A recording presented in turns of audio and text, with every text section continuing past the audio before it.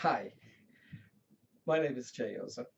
I teach, mentor, and coach people on public speaking so that they can give winning high stakes speeches, whether it's for a job interview setting or a business or a sales meeting, or it could be at a large event like a conference. Today I want to give you an important job interview tip. And I'm going to call this tip End the Search.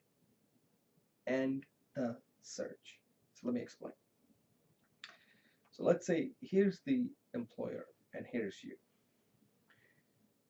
You are engaged in a job search, and this particular employee is engaged in a candidate search.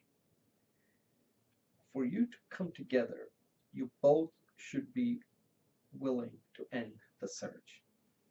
That's how you get an offer, right? But the question is, how do you do it? That's the thing. The idea of ending the search is obvious, but how do you do it? You ask. Sounds simple, but people don't do it. You ask. I coach people and they just waste time. You hear about these people, they say, like, I went to 50 interviews and I still didn't get a job offer. Why do you think that even happens? That's not the problem of the candidate, it's the problem of that person knowing how to interview. So let's say you're interviewing, this is before you're interviewing, let's say you have a phone call. The thing in the beginning is you want to gather as much information as possible. You don't really want to sell yourself. You can't sell yourself. That is the biggest mistake that most experts advise, that you got to sell yourself. But they're not telling you you're not a salesman. Good salesmen will never sell their product or their services. They want to understand the need. So you can't sell yourself. If they're impressed with your Ivy League background, fine. If they're impressed with your work experience, you have places that just stands out, like Microsoft, Google, or whatever, fine. But that's not really helping you, by the way. Yeah, they may give you an offer, but that's not the whole part of the job search process. You want to end your search, right? So what you want to do is to really find out what their needs really are. It's almost like if you went to Best Buy and you're looking for a computer and somebody comes to you saying, hey, this is a great computer. It is just perfectly optimized for gaming. And you're like, but wait a second. My needs are just writing blogs and getting on the internet to do research. I don't need a gaming, right? So you kind of get the idea that you got to understand the need. That person at Best Buy didn't try to understand your need, and he's trying to sell you something that's just not right for you. Now, I'm not sure that's what they do, and I'm just giving you that as an example. But when it comes to job search, this does happen. Most of the people have no idea what their needs are. I just recently coached an employee who I had to tell to cancel the interview because I said, look, I can't really help you because I have no idea what the needs of this particular company is. And this is a pretty big company we're talking about. I said, you would be wasting your time. I said, look, if you want to go to the interview, it's up to you. You can overrule me. But if I were you, I would cancel this because I don't think there's anything I can do to help you because I don't even know where to help you. So one of the things that as a candidate you have to do is you need to know the process, which I think I've covered in other videos. But it's more than that. You also need to know where exactly is the employer in the process. That is a very important question that rarely ever gets asked. You don't want to be the first candidate to be interviewed. Avoid that like a plague. In fact, you don't even want to be the first several to be interviewed. You want them to get good at what they're doing. You don't want to be the guinea pig to be tested on. So let them test out 3, 4 candidates so they know exactly. I would say that if they have not at least interviewed 3 candidates, you should not go for the interview. Just postpone it till saying, look, I understand it's a risk, but I feel more comfortable after you've gone through 3, 4. And I understand that you may select one that you like, but hey, I'm here after you go through 4 And typically by the fifth one, they should come to some resolution unless they really don't even have a need or they don't even know what they're looking for. So at five, you have a pretty good idea of what they're not hiring.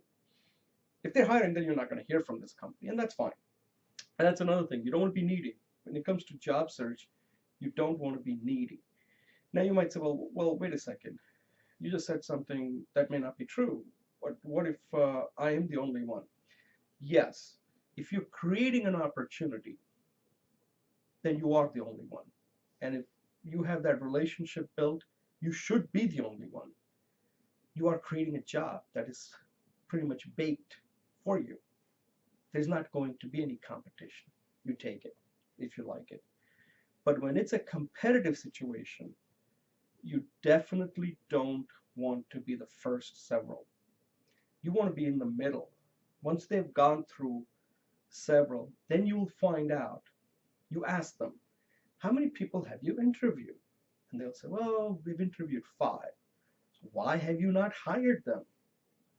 And they said, oh, we're still trying to find the right one. Well, what is the right one? Because if you're not the right one, you're wasting your time. Well, let's go through each one of them. What happened to the first one? What was wrong with them? You know what that information will tell you? What their biases are. They never will tell you like, oh, like we don't, if you ask them, because nobody would ask these questions. Why did you not select the first one? What could have made that person more attractive? And one time I had an interview and I found out something interesting. And I found an inconsistency between 2 managers. One manager said that we're not able to find the person, this is a sales position, technical. Another manager basically said just the opposite, that we haven't been able to find somebody who was more sales oriented. And I was like, wait a second, there is a real disconnect here. These 2 people are not even on the same page on what they're looking for. And I made the mistake actually of not listening to it, and I went to the interview and I didn't get the job. And ever since then I realized that information gathering is a very important aspect of ending the search. And if you can do that, you are in a much better position, because if you go to an interview and not know these things, then you're just on the number. You never want to be a number when you're interviewing. You want to be the it candidate. You're there to end the search, not there to extend the search. You want to be a search ender, not a search extender. So to close this out, here are the things. Learn the process first. Learn about their need. What is their need? What is their search history? What other candidates have they already looked at and why they didn't hire them? And then what is it that will end the search? Now, if they're smart, they should ask you the same questions, right? But again, I'm helping you here. I'm not helping an employer, because you don't get a lot of help. Employers, they can waste time. They got resources and stuff. It even doesn't bother them if they even hire the wrong person. A lot of them don't even care. But I do care about you. I don't want to waste your time, your money, and your energy. And worst of all, it's a very frustrating experience if you don't know how to play this game. And the thing that I have noticed, which is the most insidious of them all, is that people start losing confidence in this whole interviewing. And that's one of the reasons I coach. I don't really have that much to provide them. What I provide them is the insight and the confidence they need so they understand how to position themselves. Because a lot of the people I coach have no experience in this. They interview maybe once every few years, and they just do everything wrong right from the get-go, and they are frustrated. And even if they do get the job, they're so happy that they might be accepting the wrong job. And second is they leave a lot of money on the table. You need a coach when it comes to interviewing, because interviewing has gotten much more difficult. Companies are very selective in hiring. A hire today is a strategic hire. They're not hiring just to add, people sitting around doing nothing. Each person they hire is strategic to their growth. So they're taking their time. And you need to understand that. And you need a coach who can help you wade through this process, because the process has gotten very difficult. I've seen it myself. And that's the value that I provide. But anyway, keep this in mind. You don't need to see me. If you keep these things in mind, and if you can do it yourself, fine. Know the process. Find out where the employer is in the search. And then understand their need. And maybe they should spend time just focusing on their need.